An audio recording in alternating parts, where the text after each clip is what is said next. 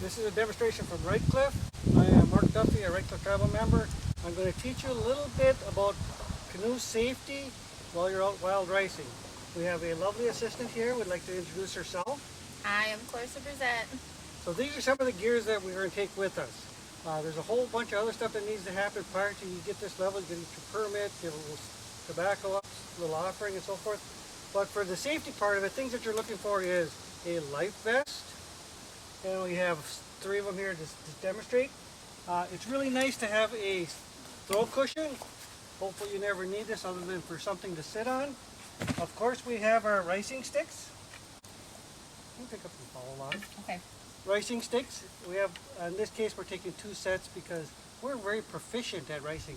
At least we think so. And of course we have our canoe paddles. Everybody needs to have a couple of canoe paddles. When we do canoe safety issues, the vast majority of canoe problems happen right at the landing, whether it's coming back to the landing or getting to the landing in the first place. In a canoe, the balance is in the center of the canoe. So when you step in the canoe, you step to the center of the canoe. And in most cases, what I like to do is have a paddle with me. I can put a paddle down to hold my position. I step in the middle of the canoe. I stick my other foot in the middle of the canoe, and I sit down right away. Now before my partner gets in, I hold my canoe steady with my paddle to the bottom. I need a life jacket first. Right? Everybody under the age of 18 must wear life jackets, but it's a good protocol to wear a life jacket. Under 18? All the time. Anybody 18 Anybody? under. Okay. Yep. And then when my partner will get in, she'll step in the middle of the canoe where the best balance is, and I will hold the canoe steady until she sits down.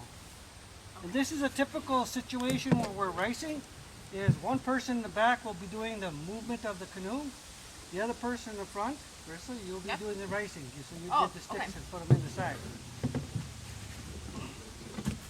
Okay. So you do the paddling, I'll do the paddling, you'll bring the race in. Okay. Things like that you this. need to know about. The center of balance in a canoe is the center. That's exactly what it is. You do not reach over because you're potentially going to tip.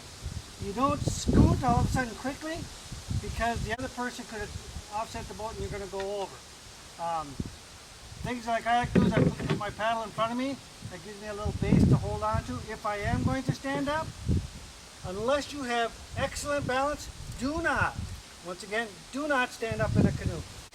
More people will fall over and out of a canoe by standing up.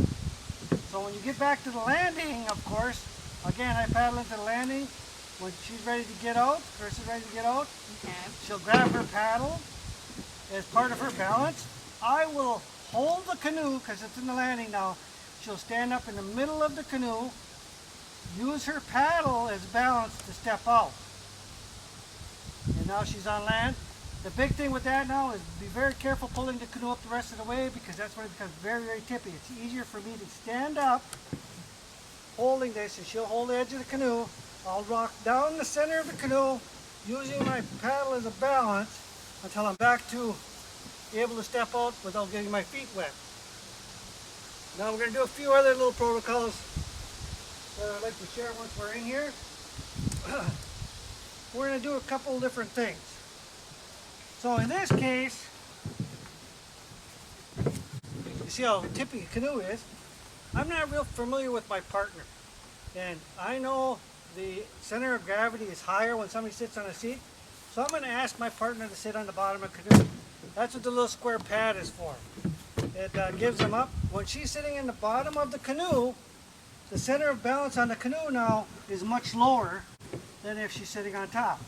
Now she can use the sticks then to pull the rice in and back at it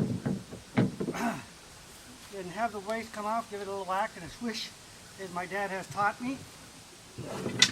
My dad taught me, he's a pretty dang good racer, is to slowly draw the rice in, and he goes tap, tap, swish. He slowly drinks rice in on the other side, tap, tap, swish.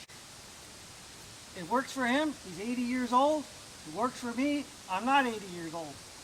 And that's what I try to tell people. I have seen the two-handed shake that works but doesn't work as well. The big things for safety concepts, when one person moves, the other person stays still. Like if the person was gonna get up, I would hold the canoe, whether it's holding the canoe in the bottom or holding the canoe in the weeds that are there. And now she can get up.